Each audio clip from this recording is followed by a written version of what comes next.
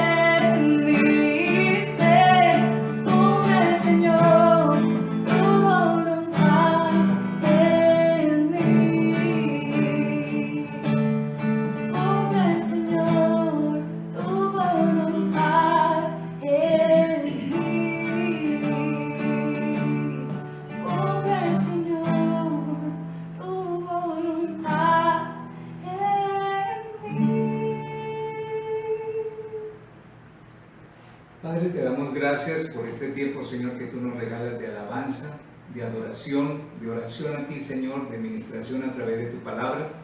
Señor, cumple tus propósitos con nosotros, cumple tus propósitos en nosotros, Señor, y llévanos más cerca de ti cada día.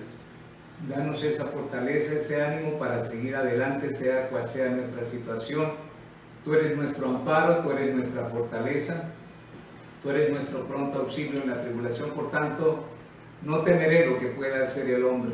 Y Señor, queremos rogarte en esta mañana que tú obres en medio de nosotros tu perfecta voluntad, Señor.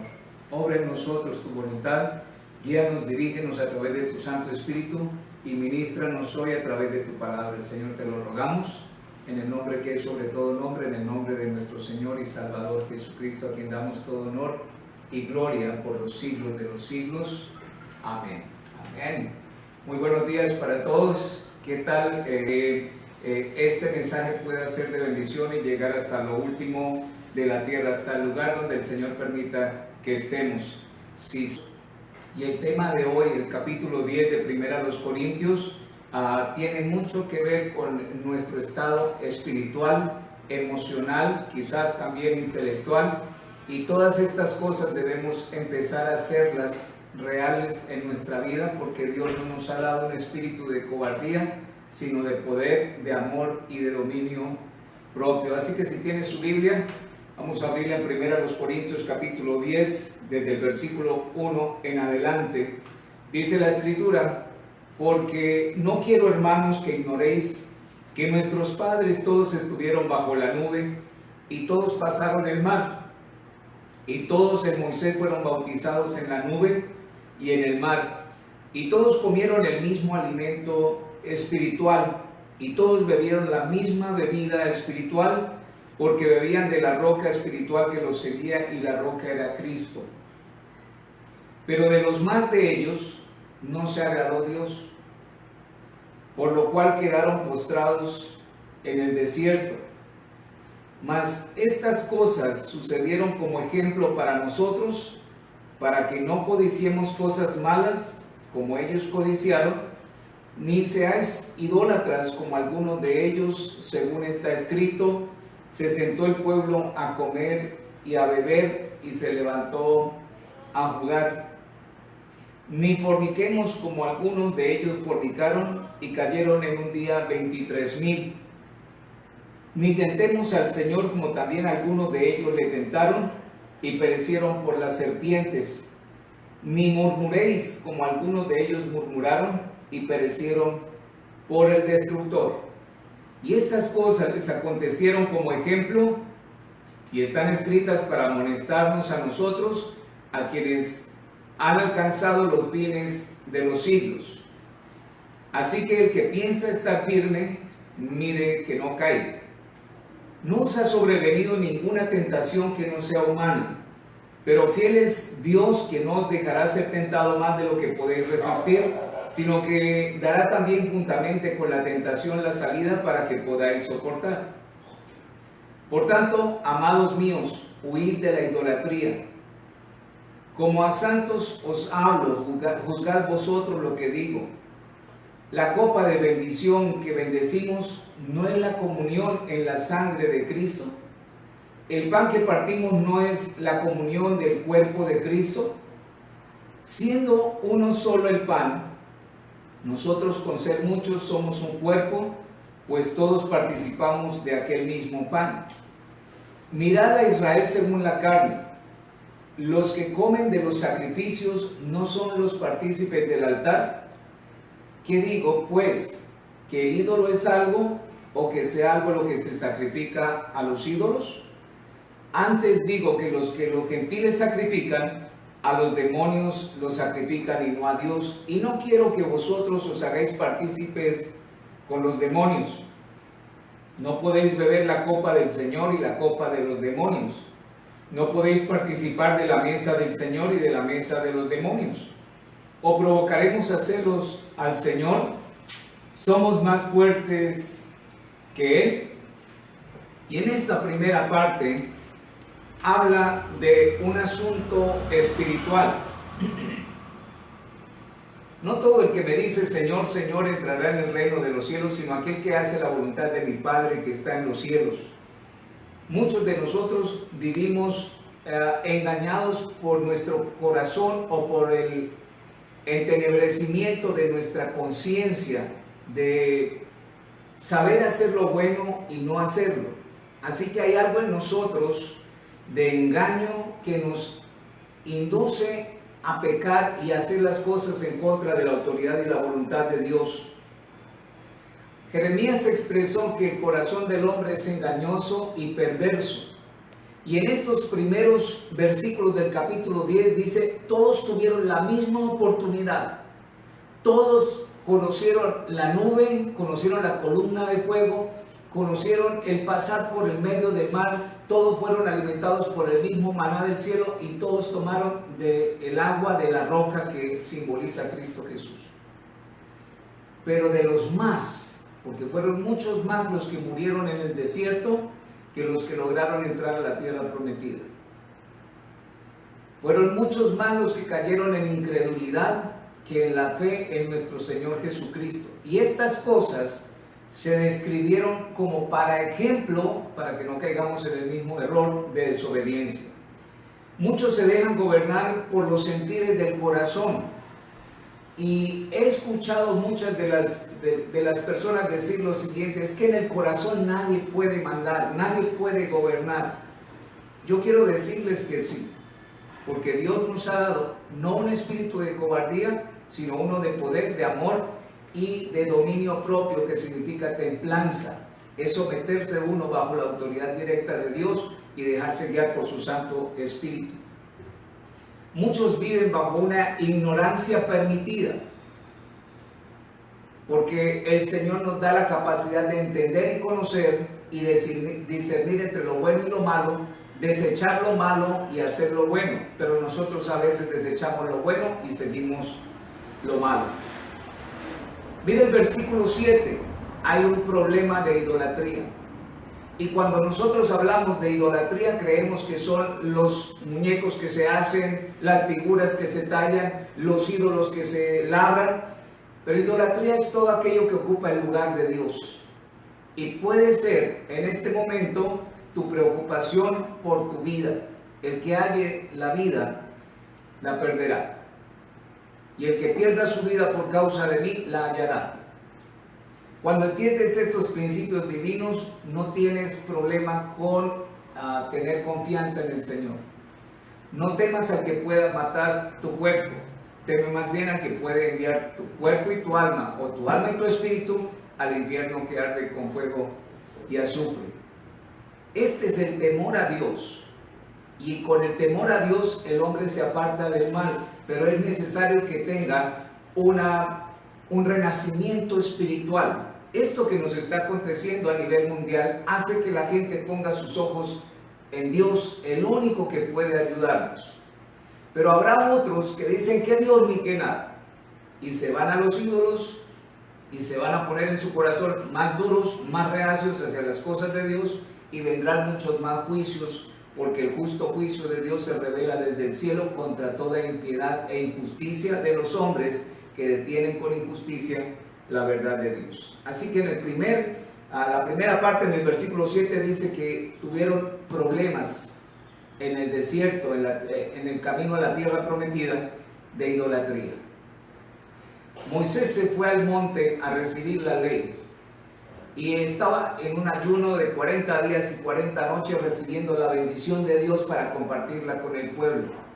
Cuando el Señor le dice, vuelve al pueblo porque se han desenfrenado en una tremenda situación de idolatría, tiene que volver al pueblo y se da cuenta que el pueblo le había dicho a Aarón, el sumo sacerdote, haznos dioses que vayan delante de nosotros. Su corazón estaba arraigado a la parte idolátrica de Egipto, y esa parte idolátrica tuvo que ser tratada dos veces, una con los asirios, dos con los babilonios. Hoy en día el pueblo de Israel entiende que no debe ser idólatra. Tuvo que sufrir las consecuencias, tuvo que pagar las aflicciones y aprendió la lección, porque o se aprende por el consejo o se aprende por la experiencia en la vida. En el versículo 8 se habla de otro pecado que está contagiando a nivel mundial mucho más que este virus, que es el pecado de la inmoralidad sexual. Y este problema de la inmoralidad sexual hizo que la gente cayera. Y caen no solamente en el pecado, sino caen de sus posicionamientos. Caen en situaciones difíciles, son puestos en evidencia y caen de aún de su estrado social que han llegado a tener. Porque el problema del pecado siempre va a ser esa situación de muerte. La paga del pecado siempre va a ser muerte. Entonces, por medio de la inmoralidad sexual, cayeron muchos. Y habla quizás de 120,000, 123,000, pero es una inmoralidad conceptual y ejercida a razón de querer llevar ese pecado en su vida. En el versículo 9, tentaron a Dios. Dios no puede ser burlado. De lo que el hombre sembrare, de eso va a cosechar. Y en el momento en que tentaron a Dios, aparecieron serpientes por todo lado. Y la única forma de salvarse de las serpientes, Dios le dijo a Moisés: levante una cruz con una serpiente de bronce en medio de ella. Y cuando les dio la oportunidad de que todo aquel que fuese mordido por una serpiente mirara hacia la cruz y se salvara, la gente renegó contra Dios y muchos no quisieron ver a la cruz. Hoy en día también hay salvación en la cruz, pero muchos rehúsan ver la cruz. ¿Y por qué vino este juicio contra el pueblo de Israel? Porque tentaron a Dios, dice la Escritura. Y aparecieron las serpientes por todo lugar. Uno cree que después de estas cosas, ellos ya deberían aprender, pero falta el último. En el versículo 10 empezaron a quejarse. Queja, murmuración, orgullo, detracción, siempre van juntos y es como una pandilla que entra para robar, matar y destruir. Así que el quejarse en el versículo 10 les dio la oportunidad de caer en manos del destructor. Y este destructor no viene a edificar, ese es su nombre, viene a destruir. Así que nosotros debemos reconocer que nuestra parte espiritual a veces está desenfocada porque creemos ya estar fuertes, y la Escritura toma ese versículo principal de aquí, donde dice: el que se crea estar fuerte, mire que no caiga. Uno de los problemas más tremendos en medio de nuestra vida espiritual es cuando ya sentimos que somos genio y figura y ya no tenemos que aprender nada más. Este es el error más grande porque es el lugar donde el enemigo sabe que te puede destruir. David, quizás a los 51, a 53 años, escribió el Salmo 51 después de estas cosas, pero era cuando los reyes salían a la guerra. Él no quiso salir a la guerra y se quedó en su palacio observando las cosas que habían en su reino. Y de repente vio a una mujer muy hermosa bañándose en el patio de la casa cerca del palacio del rey y preguntó quién era ella. Le dijeron que era la mujer de Urías y la mandó traer y durmió con ella. ¿Qué tenía que él estar haciendo en ese momento? Debía estar como salen todos los reyes a la guerra, pero se le olvidó ir a la guerra, quizás porque ya estaba pensando: yo no tengo ninguna tentación, yo no tengo ninguna cosa que hacer, yo ya no necesito ni orar ni leer la Biblia. Todos necesitamos cada día depender de Dios, porque el espíritu está dispuesto, pero esta carne es débil. Así que en la parte espiritual de todo ser humano debemos nosotros reconocer que el espíritu está dispuesto, pero que la carne es débil. Ahora, vamos a ampliar un poco la definición de la composición del ser, del hombre como tal. Y esta definición lo da Primera Tesalonicenses capítulo 4 versículo 3. Es lo que hace contacto con Dios, porque es necesario que le adoren en espíritu y en verdad. Así que luego que el Espíritu de Dios es el que hace contacto con nuestro espíritu y nos testifica que nosotros somos hijos de Dios a través de su espíritu y esa guianza espiritual, pues nos da ese testimonio que nos hace revivir en medio de la naturaleza divina. Pero el espíritu no puede operar en el mundo natural, por tanto necesita el alma. Así que el alma es parte del hombre por la cual él hace contacto con los demás. El alma es la parte del hombre que la componen el intelecto y la voluntad. El intelecto son las sensibilidades o sentidos, el oído, vista, tacto, olfato, sabor, el poder acercarse uno a alguien. Todo esto está metido dentro de las sensibilidades o los sentidos del hombre. Y esto es parte de un componente del alma que es el intelecto. Y la voluntad del alma opera a través del cuerpo físico. Así que tomamos una decisión y obramos a través de nuestro cuerpo físico, y con el cuerpo, por ser natural, el hombre hace contacto con todo lo creado en la naturaleza. Entendiendo estas cosas, sabemos que somos una parte espiritual muy grande metida en una parte natural, terrenal, humana, y es ahí donde viene el alma y el espíritu, que son inseparables y eternos dentro de esta estructura, y el cuerpo físico, donde vive en la tierra, que no es espiritual, sino que es por un tiempo prudencial para vivir aquí sobre este mundo.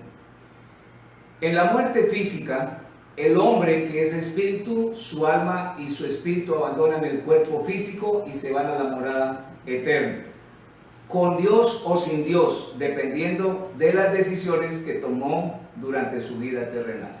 Por eso 60 o 70 años en los más robustos, 80, es un tiempo prudencial para tomar decisiones o con Dios o sin Dios.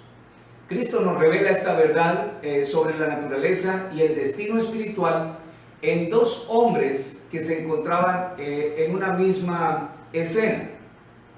Había un hombre rico que se vestía de púrpura y de lino fino y hacía cada día banquetes con esplendidez. Había también un mendigo llamado Lázaro, que estaba echado a la puerta de aquel lleno de llagas y ansiaba saciarse de las migajas que caían de la mesa del rico, y aún los perros venían y lamían sus llagas. Aconteció que murió y fue llevado por los ángeles sin su cuerpo, solo con su espíritu y alma, al seno de Abraham, y murió también el rico y fue sepultado. Y en el Hades alzó sus ojos, estando en tormentos, y vio de lejos a Abraham y a Lázaro en su seno.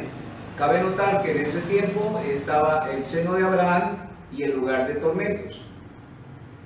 Entonces él, dando voces, dijo: Padre Abraham, ten misericordia de mí y envía a Lázaro para que moje la punta de sus dedos en agua y refresque mi lengua, porque estoy atormentado en llamas. Lucas capítulo 16, versículos 19 al 24, si lo quiere seguir leyendo, porque esta es una estructura que nos va a demostrar que en esta escena el que la está narrando es nuestro Señor Jesucristo, y está hablando de Lázaro, el hombre rico, de Lázaro y el hombre rico. Pero que estos dos aún estaban conscientes, sabiendo que el uno tenía una necesidad, y le dice: Padre, envía a Lázaro para que moje la punta de su dedo y refresque mi garganta. Así que después de la muerte física, entonces se encontraron allí. El hombre no se muere como un animal, el hombre no se muere como una planta, tal como algunas personas nos han venido diciendo. El hombre tiene una estructura espiritual que en el más allá, después de esta vida, está con sus sentires, sus sentimientos, sus emociones vivas todavía. Tampoco existe una cosa como el dormir del alma. Si así fuera, estas dos personas no hubieran podido razonar. Pero había algo más allá que impactó, y tiene que venir un testimonio de nuestro Señor en medio de esta situación. Y Abraham le contesta: a Moisés tienen que los oigan, a los profetas los tienen que los oigan, pero la gente no quiere escuchar las cosas espirituales, solamente quiere vivir en una banalidad de vida dentro de su propia satisfacción de mente y corazón. Tal es el corazón, pensamiento en el corazón del hombre, así actúa. Por eso es necesario no caer en el mismo error de los judíos, que estuvieron viendo todas las cosas espirituales, pero que tomaron decisiones muy en contra de la vida que Dios les quería mostrar. en la Escritura aparecen 3 tipos de muerte. Claro que la Escritura habla de muchos tipos de muerte, pero 3 muy importantes. 1, la muerte espiritual; 2, la muerte física; y 3, la muerte eterna. En estos 3 aspectos vamos a tener que saber cómo el pueblo de Israel tuvo que pasar por esta situación de muerte. Pero ¿qué es la muerte espiritual? ¿Qué es la muerte física? ¿Y qué es la muerte eterna? La verdadera muerte es la muerte espiritual, o la que se apodera de nuestro espíritu. La muerte física no es más que una manifestación de su Padre, la muerte espiritual. Es decir, todos vamos a morir físicamente, pero la verdadera muerte que duele es la muerte espiritual, la eterna separación del espíritu, del alma con Dios. Porque es ahí donde el alma que pecare, esta va a ser echada al lago que arde con fuego y azufre. La segunda muerte es la última terminal de la muerte. El infierno eterno es el lugar para los muertos espirituales. Y Dios no quiere que ninguno se pierda, sino que todos procedamos al arrepentimiento. Por eso retarda su venida, por eso nos da cada día más oportunidad. Por eso la Escritura nos habla acerca de no amontonar ira sobre ira para el día que ha de venir, donde el Señor juzgará a los vivos y a los muertos. Así que en consecuencia de la caída del hombre, la muerte espiritual fue la primera en entrar a la tierra, para más tarde manifestarse a sí misma en lo físico, destruyendo el cuerpo. La muerte física no es más que la manifestación de la ley que obra en el interior, llamada por Pablo la ley del pecado y de la muerte. Siempre me había preguntado por qué en Adán y Eva muerde la manzana o muerde el fruto del árbol de la ciencia del bien y del mal y no muere. Realmente sí muere, porque la Escritura dice que en ese momento en que ella desobedece y prueba lo que el Señor le había dicho que no probara, muere su espíritu.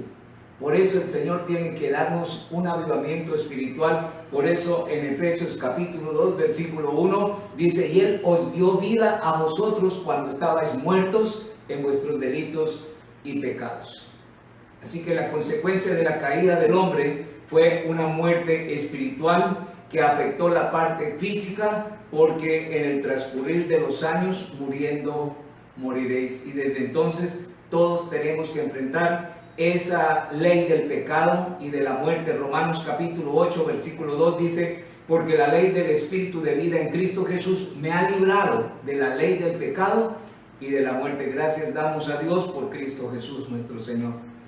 Cuando Dios le dijo a Adán: el día que comieres ciertamente morirás, Él no solamente se refería a una muerte física, porque esta era la consecuencia, como les dije anteriormente, de la muerte espiritual por desobediencia, por oír otra voz que no fuera la voz de Dios.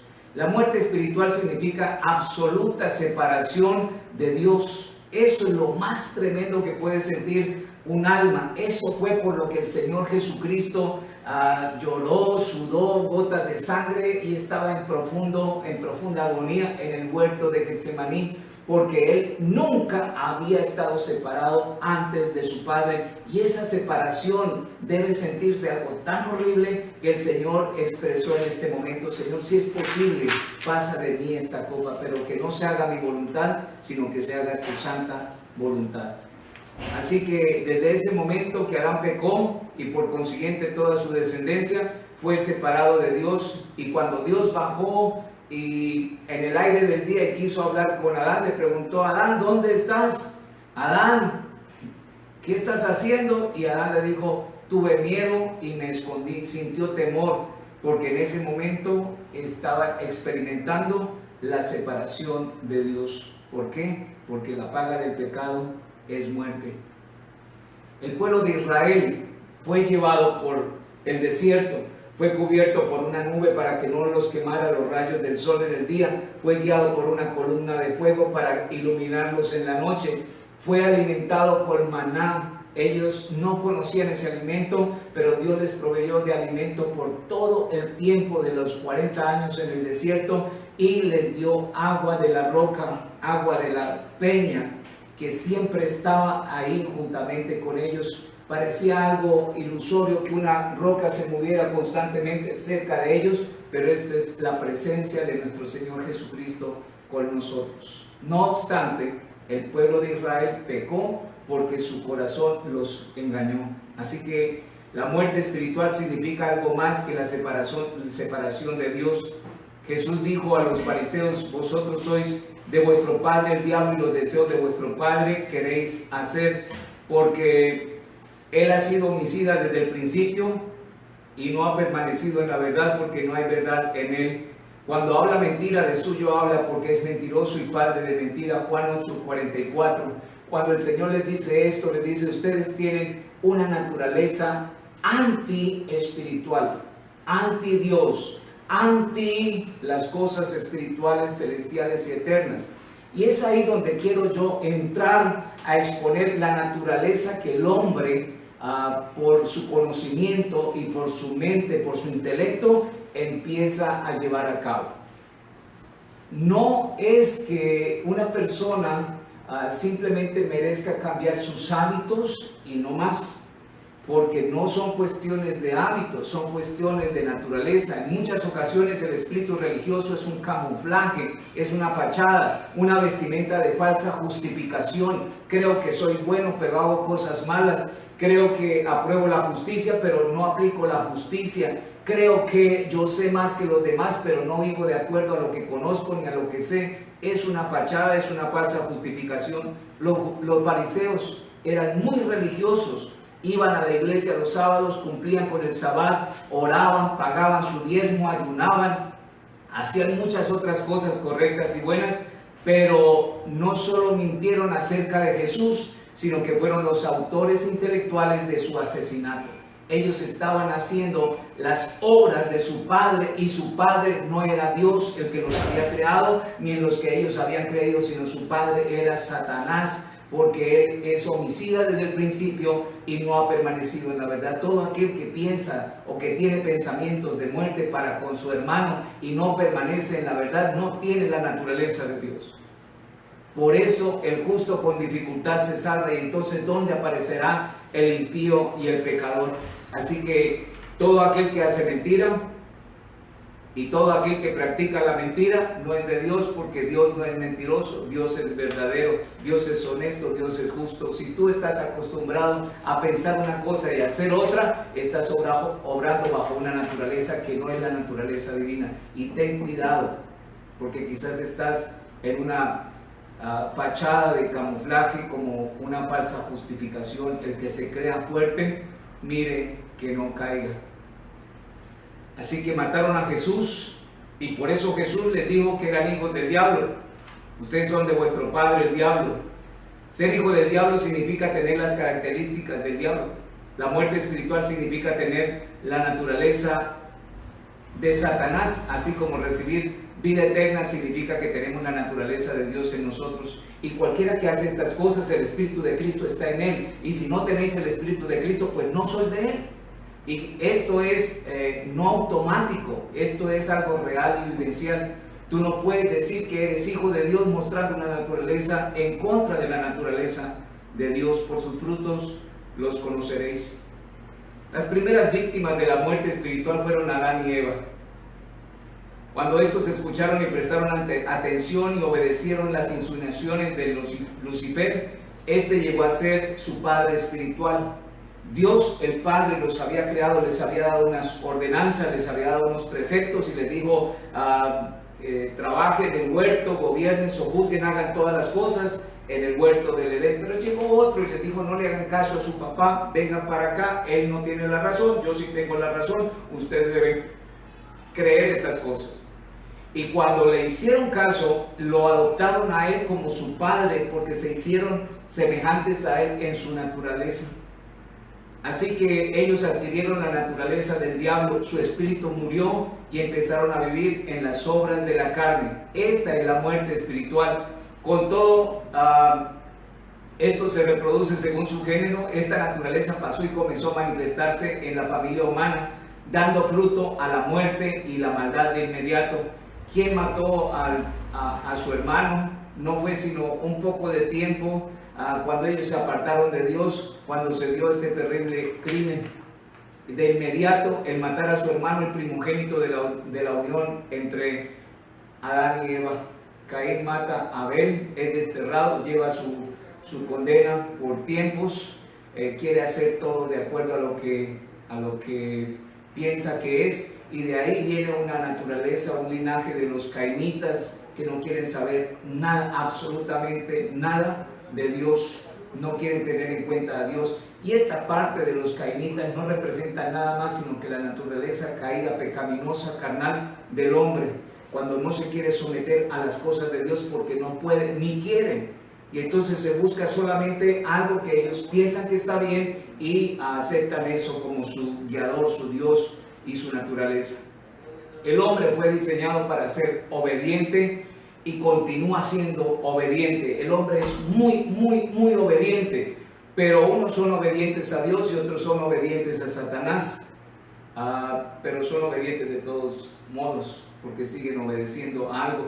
Todo depende de cuál de los dos tiene sentado en el trono de su corazón, y esto a su vez depende de la naturaleza que tenga, porque el hombre cuyo pensamiento está en su corazón, en su mente, empieza a hacer de acuerdo a lo que él determina que es bueno para él.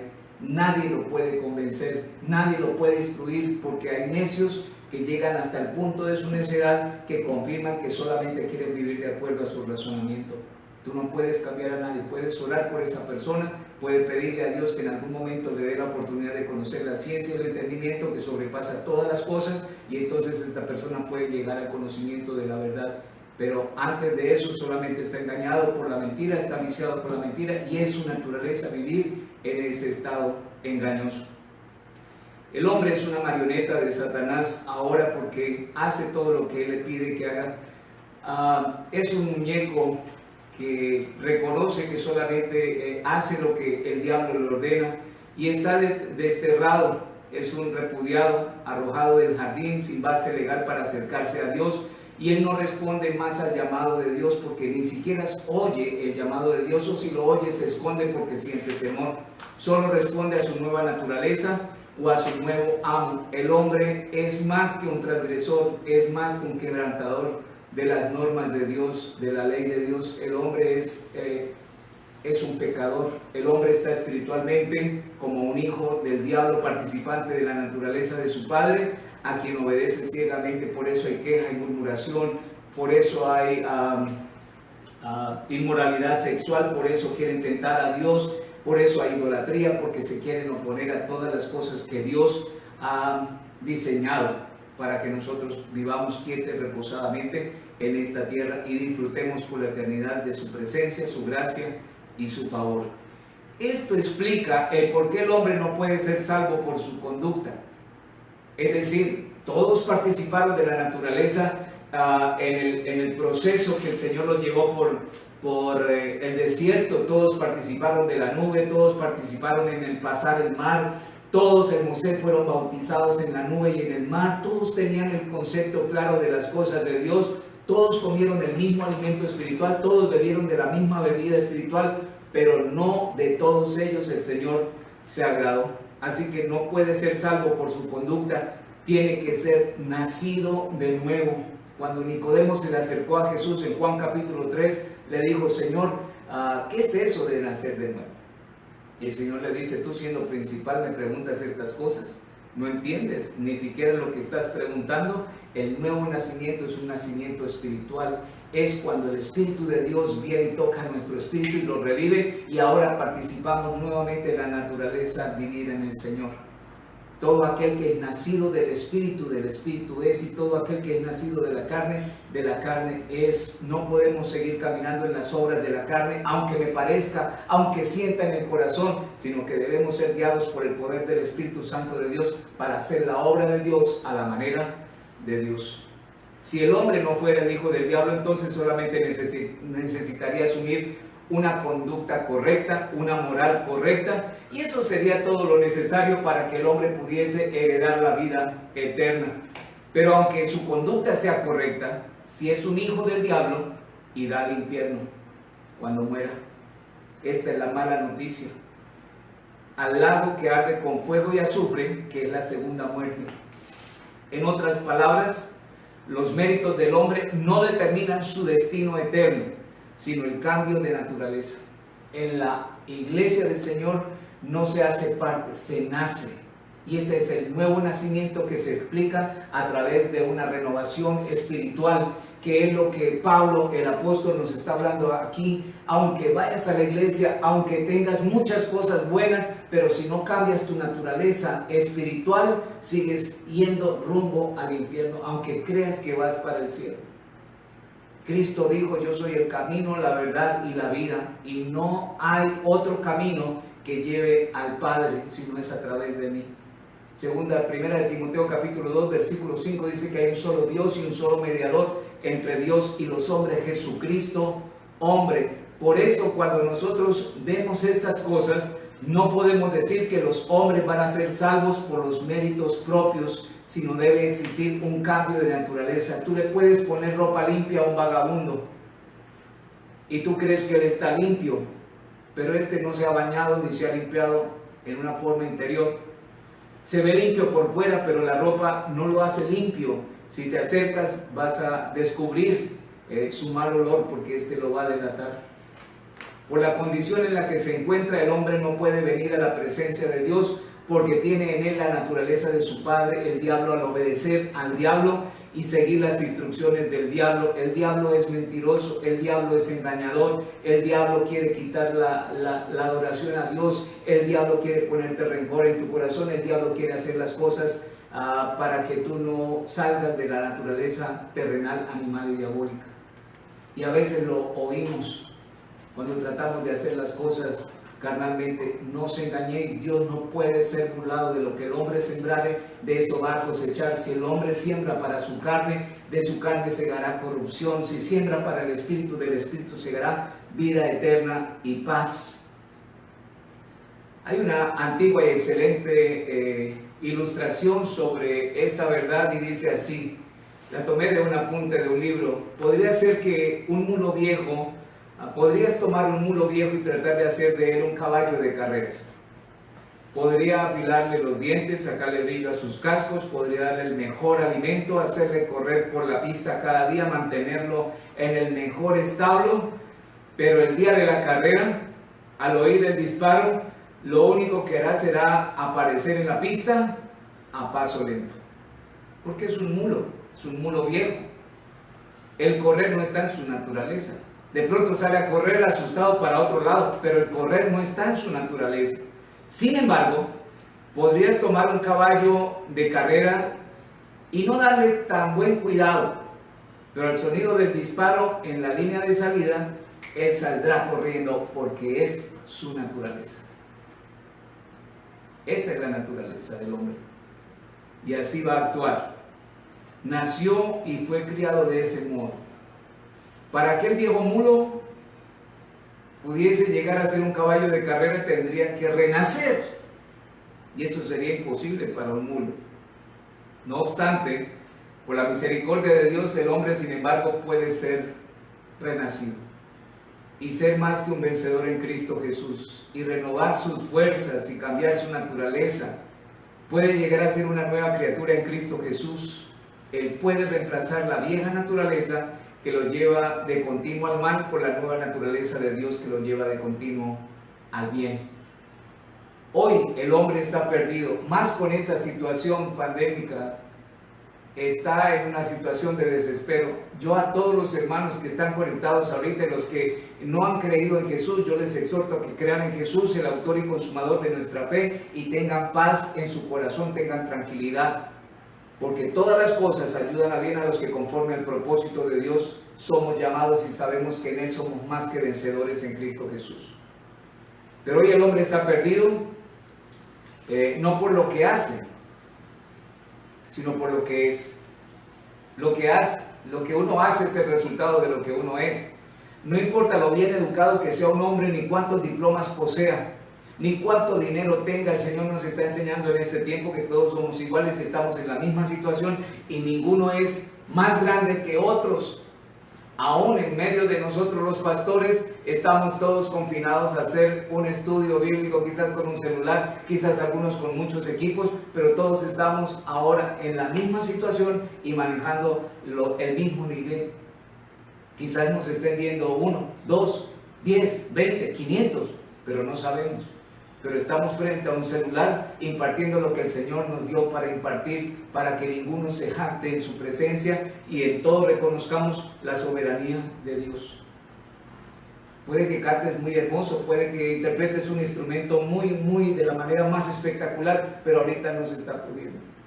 Y el Señor nos tiene que llevar a ese nivel para decirnos, no importa cuánto tengas, lo importante es no que seas un hombre religioso, sino que seas un hombre espiritualmente maduro.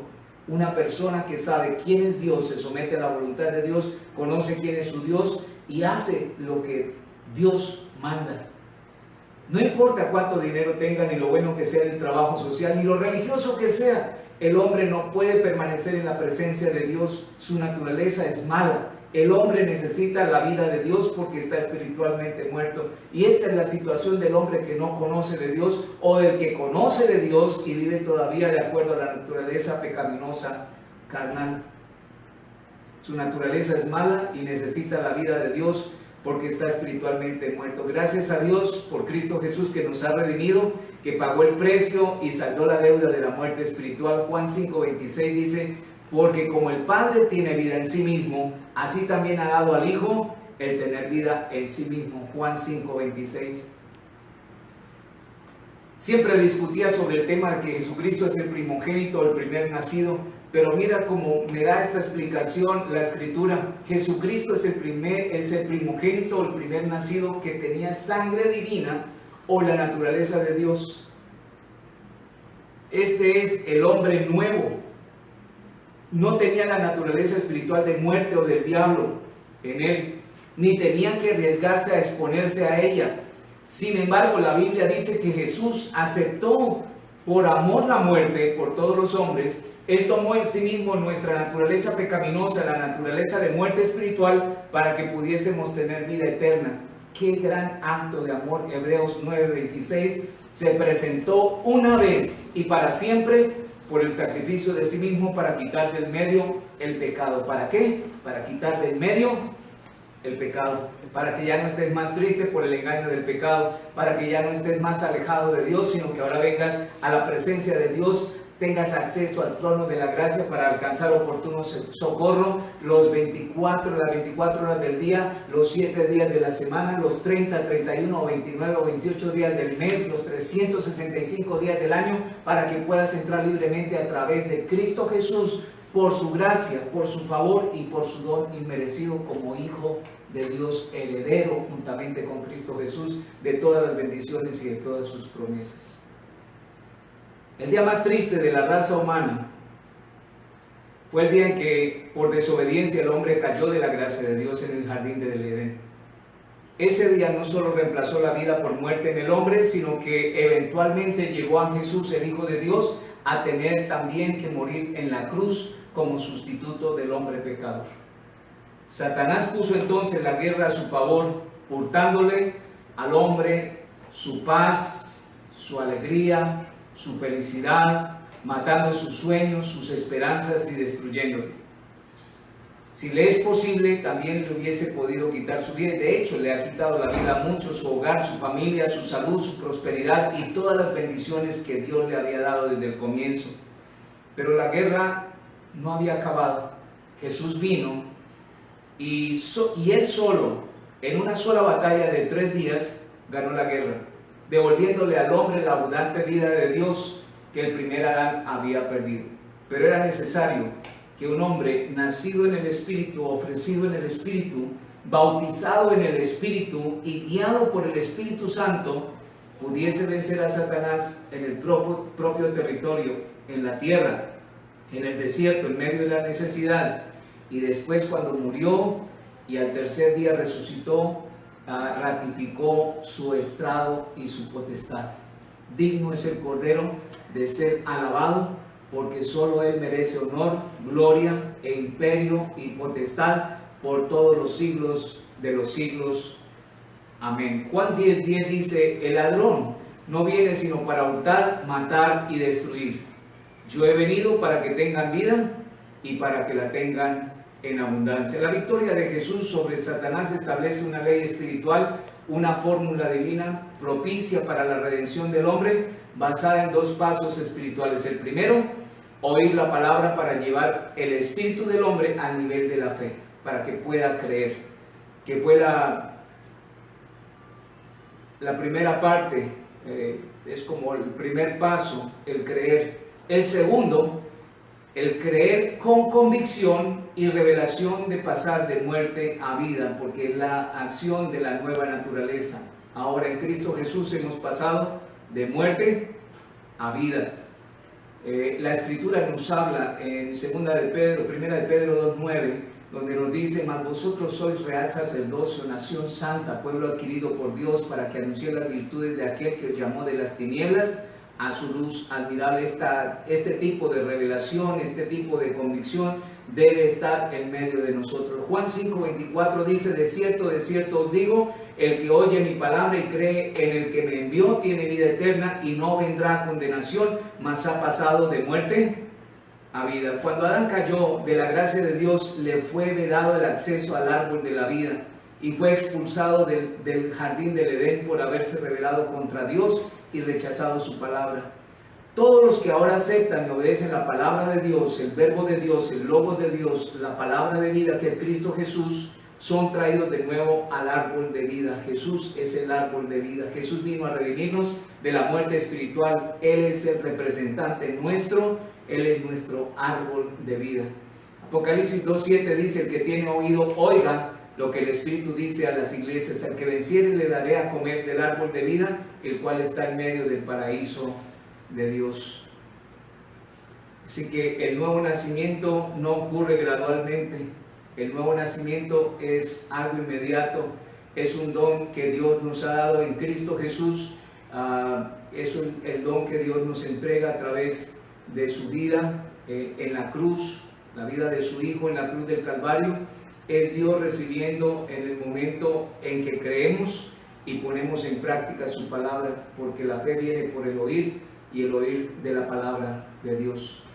Los siguientes versos lo detallan hermosamente y vamos a verlos aquí en la Escritura, donde nos dice Efesios capítulo 2, versículos 2 al 9, donde estábamos hablando acerca de Él nos dio vida a vosotros. Dice así el versículo 2 del capítulo 2 de Efesios: y Él os dio vida a vosotros cuando estabais muertos en vuestros delitos y pecados, en los cuales anduviste en otro tiempo, siguiendo la corriente de este mundo, conforme al príncipe de la potestad del aire, el espíritu que ahora opera en los hijos de desobediencia, entre los cuales también todos nosotros vivimos en otro tiempo en los deseos de nuestra carne, haciendo la voluntad de la carne y de los pensamientos, y éramos por naturaleza hijos de ira, lo mismo que los demás. Pero Dios, que es rico en misericordia, por su gran amor con que nos amó, aun estando nosotros muertos en pecado, nos dio vida juntamente con Cristo. Por gracia sois salvos, y juntamente con Él nos resucitó y asimismo nos hizo sentar en los lugares celestiales con Cristo Jesús, para mostrar en los siglos venideros las abundantes riquezas de su gracia en su bondad para con nosotros en Cristo Jesús. Porque por gracia sois salvos por medio de la fe, y esto no de vosotros, pues es don de Dios, no por obras, para que nadie se gloríe. Y este es el posicionamiento del creyente como hijo de Dios. Sabemos lo que somos y nos comportamos como tal. Este es el reavivamiento espiritual que todos necesitamos por la gracia de Dios, para entender cómo hacemos nosotros para vivir una vida de acuerdo a la naturaleza divina, de acuerdo a la naturaleza espiritual, no de acuerdo a la naturaleza carnal, odiándonos, envidiándonos unos a los otros, viviendo en envidias, viviendo en malicia, en maledicencia. Esto no conviene como a hijos de Dios, sino que debemos vivir, como dicen los versículos 8 y 9, hijos de Dios, y no por obras. Esto desinfla el globo, porque no es por lo que tú hagas, es por lo que Cristo hizo por ti. El hombre quiere hacer algo para salvarse a sí mismo. Dios toma parte en ello, pero no puede.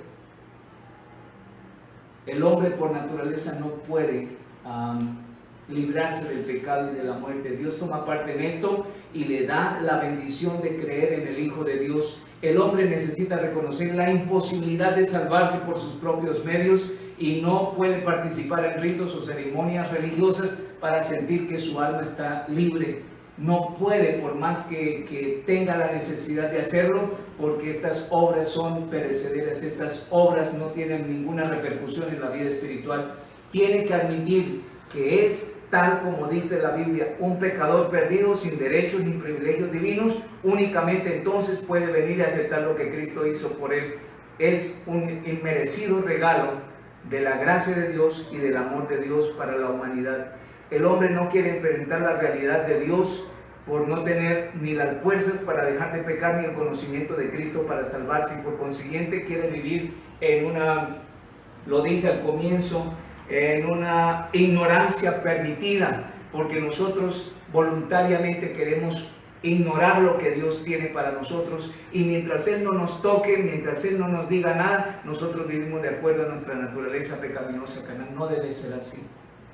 Si el creyente ha nacido de Dios, debe empezar a mostrar las buenas obras que Dios preparó de antemano, no para ser salvos, sino para que los que no creen en la verdad de Dios vean nuestras buenas obras y glorifiquen a nuestro Padre que está en los cielos. Tengo que hacerle unas preguntas antes de seguir en el siguiente tema, y es Dios su Padre. Usted puede mirar al cielo y decir, Padre mío, Padre Santo, Abba Padre, o todavía lo ve como el Dios que te juzga. Y si lo ves de esa manera, acércate a Dios en sinceridad, en humildad, porque Dios no rechaza un corazón contrito y humillado, y pídele perdón para que la gracia de Dios venga sobre ti, y vendrá sobre ti su Espíritu Santo y te hará nacer nuevamente, no como alguien que conoce de Dios, sino como hijo de Dios, obediente a Dios y heredero de las promesas de Dios. En el versículo 23 del capítulo 10, para terminar, el apóstol, después de darnos toda ese banquete espiritual, dice, todo me es lícito, pero no todo conviene. Todo me es lícito, pero no todo edifica. Ninguno busque su propio bien, sino el del otro. Esto que está hablando aquí el apóstol es para los que han alcanzado el nivel de fe, de madurez. El bebé siempre pide y llora. El niño siempre pelea y tiene envidia. Pero el adulto espiritual empieza a ver las cosas de esta manera. Ninguno busque su propio bien, sino el del otro. Cuando llegas a esta parte, has llegado a la madurez espiritual, a la transformación de tu espíritu, a velar no solamente por los intereses propios, sino por los de todo el mundo. ¿Cómo puedo bendecir a los demás? Porque esa es la visión de Dios, ¿cómo puedo dar? Y esta es la parte donde se hace real y vivencial Hechos 20:35, más bienaventurado es dar que recibir. Ninguno busque su propio bien, sino el del otro. Y empieza a dar aquí una aclaración de lo que estaban preguntando acá. De todo lo que se vende en la carnicería, comed sin preguntar nada por motivos de conciencia. No deje que su conciencia se contamine ni la conciencia de otros se tropiece. Porque del Señor es la tierra y su plenitud. Yo quiero tomar una participación plena en este versículo 26. Porque del Señor es la tierra y su plenitud. Todo es de Dios. Dios está en todo. Dios es todo. Toda verdad es de Dios, todo lo que actúa de acuerdo a la autoridad y voluntad de Dios, todo es de Dios. Tú y yo somos de Dios. Tu iglesia es de Dios.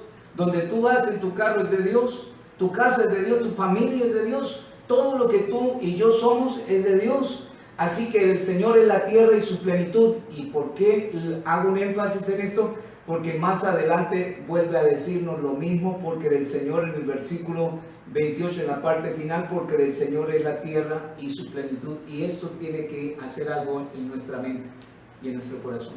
Todo lo que somos, todo lo que tenemos es de Dios, por Dios y para Dios.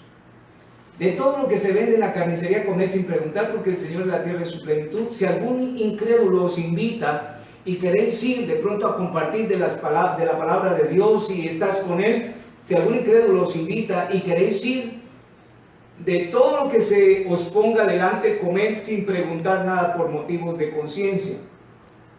Mas si alguien os dijere, esto fue sacrificado a los ídolos, no lo comáis, por causa de aquel que lo declaró y por motivos de conciencia, porque del Señor es la tierra y su plenitud. La conciencia, digo, no la tuya, sino la del otro, porque ¿por qué se ha de juzgar mi libertad por la conciencia de otro? Y si yo con agradecimiento participo, ¿por qué he de ser censurado por aquello de que doy gracias?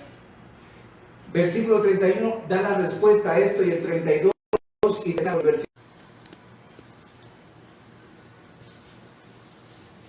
Mas si alguien nos dijere, esto fue sacrificado a los ídolos, no lo comáis por causa de aquel que lo declaró, y por motivos de conciencia, porque el Señor es la tierra y su plenitud. La conciencia, digo, no la tuya, sino la del otro, pues, ¿por qué se ha de juzgar mi libertad por la conciencia de otro? Y si yo con agradecimiento participo, ¿por qué he de ser censurado por aquello que doy gracias?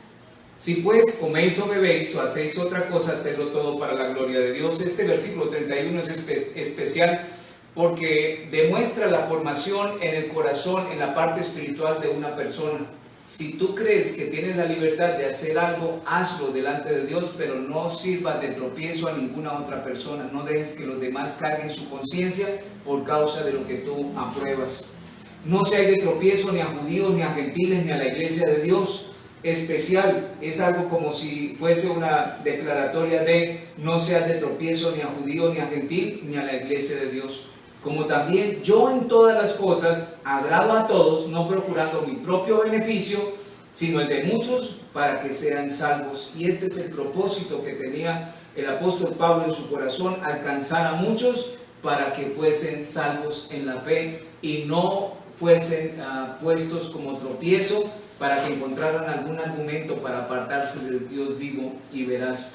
Y termina encerrando todo esto en el versículo 1 del capítulo 11, donde dice: madurez espiritual, sed imitadores de mí, así como yo de Cristo. El cristiano no es cristiano porque va a una iglesia, ofrende, diezme. El cristiano es cristiano porque se comporta como su maestro, como Cristo. Cambio de naturaleza, cambio de mente, del corazón, y un renacimiento en el espíritu humano.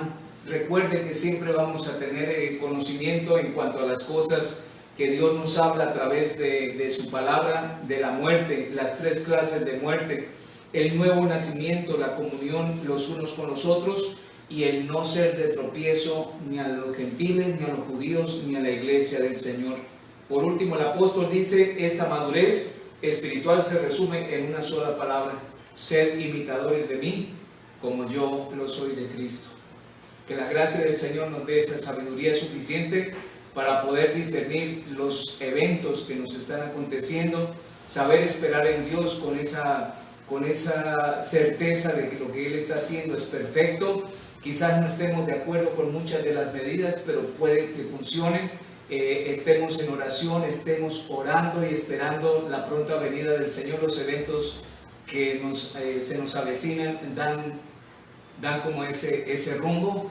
Esperemos en el Señor. Desde el primer siglo lo están esperando, pero el Señor no retarda su promesa, según algunos la tienen por tardanza, sino que es fiel para con nosotros, no queriendo que ninguno perezca, sino que todos procedamos al arrepentimiento. Si tienes alguien con quien compartir este video y te fue de bendición, compártelo.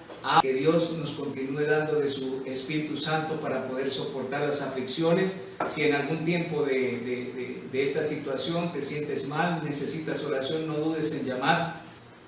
Oremos que el Señor nos ayude en todas las cosas. Padre, gracias por tu palabra, gracias por este tiempo de bendición. Gracias, Señor, porque solo tú nos sustentas, nos cuidas, nos muestras, Señor, en tu palabra lo que debemos ser y cómo debemos ser transformados por tu Santo Espíritu. Señor, tú nos has llamado con propósitos eternos. No nos dejes caer en la tentación de la idolatría, de la inmoralidad sexual, de guardar rencor en nuestro corazón, o quizás tener situaciones de queja, de crítica, de duda o de inmoralidad sexual, Señor. Guárdanos del mal, líbranos, Señor, de todo mal y del maligno. Manténnos como tus hijos, como tu iglesia, en obediencia a ti, en obediencia a tu palabra, Señor. Oro por mis hermanos que están viendo este estudio por el Face, Señor, para que tú los bendigas con toda bendición espiritual. Tú les ayudes y les proveas, Señor, lo suficiente para que ellos puedan vivir quieta y reposadamente sobre esta tierra, Señor. En tus manos nos encomendamos En ti esperamos y rogamos tu bendición en el nombre de Cristo Jesús. Amén. Dios les bendiga y que tengan un feliz día. Dios les guarde. Los amo mucho.